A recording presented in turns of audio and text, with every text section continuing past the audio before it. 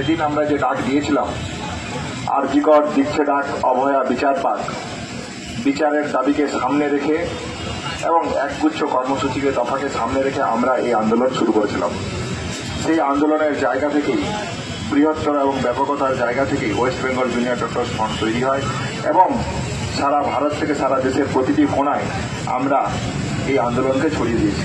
সেই জায়গা থেকে সহযোদ্ধা যেমন বললেন যে আজ জয়নগরেও আমাদের প্রতিনিধি দল গিয়েছিল ওয়েস্ট বেঙ্গল জুনিয়র ডক্টরস ফ্রন্টের পক্ষ থেকে। আমরা যেটা বলেছি, যা বলতে চাইছি সেটা এটাই, অভয়ার ন্যায় বিচারের দাবিতে জুনিয়র ডাক্তাররা যেরকম আন্দোলন করছে, ঠিক সেইভাবেই দ্বিতীয় অভয়া যাতে না হয় তার আটকানোর জন্য আমরা যেমন যে 10 দফা কর্মসূচি, 10 দফা দাবি ওয়েস্ট বেঙ্গল জুনিয়র ডাক্তারস ফ্রন্টের পক্ষ থেকে আমরা রেখেছি। এবং পাশাপাশি এটাও বলছি যাতে পশ্চিমবাংলার বুকে যে কোনো অভয়ার বিচারের দাবিতে West Bengal junior doctors front সবসময় কাঁধে কাঁধ মিলিয়ে লড়াই করবে।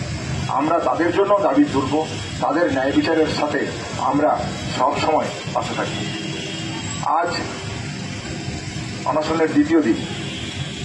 আপনারা জানেন, সংবাদ মাধ্যমের প্রতিনিধি থেকে সাধারণ মানুষরা জানেন, আমাদের এই আন্দোলন থেকে উঠে আসা একটা অন্যতম দাবি ছিল কলেজে কলেজে ভয়ের পরিবেশ এবং থ্রেট কালচার। এই আন্দোলন থেকেই মনে হয় এই শব্দবন্ধ তৈরি হয়েছিল। সেই জায়গা থেকে আমরা আরজি কর রেসিডেন্ট ডক্টর অ্যাসোসিয়েশন 59 জনের, প্রথমে 51 জন, পরে আবার অ্যাড হয়ে 59 জনের টোটাল তালিকা আমরা ইনকোয়ারি কমিটির কাছে রেখেছিলাম। সেই তালিকার শাস্তির জন্য কালকে কলেজ কাউন্সিল মিটিং ডাকা হয় এবং সেই মিটিংয়ে বিস্তারিত আলোচনা হয়। আপনারা সেই মিটিংয়ের বিস্তারিত মিনিটস এবং যা শাস্তি তা আপনারা জানেন। আপনারা জানেন যে শুরুর যে 10 জন আছে সেই 10 জনকে কলেজের পক্ষ থেকে এক্সপেল করা হয় এবং যে 10 জনের তালিকা, সেই তালিকা যদি আপনারা দেখেন, সেই তালিকায় একজনকে অবিলম্বে সিবিআই গ্রেপ্তার করেছে। আপনারা যদি সেই তালিকাকে আরো খুঁটিয়ে দেখেন, তারা সিবিআই তদন্তের এই 9 তারিখের ঘটনাকে কেন্দ্র করে সিবিআই এর তদন্তের বিচারাধীন বিভিন্ন সময় সিবিআই বিভিন্ন সময় তাদেরকে বিভিন্ন রকম বিচারের প্রশ্নে রেখেছে।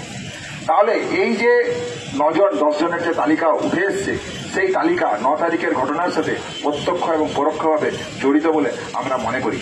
সেই জায়গা থেকে আমরা মনে করেছিলাম এবং আমরা এখনো মনে করি যে এই যে ঘটনা ঘটেছে এবং এই যে 9 তারিখের ঘটনা তৈরি হয়েছে, সেই ঘটনার জায়গা থেকে কাল আগের দিনের কলেজ কাউন্সিলিং মিটিং এর দিক থেকে আমাদের student West Bengal junior doctors ফ্রন্টের পক্ষ থেকে আমরা সেখানে দেখেছিলাম এবং আমরা শাস্তির দাবি যা রেখেছিলাম সেই দাবি আমরা নিয়ে আসতে পেরেছি।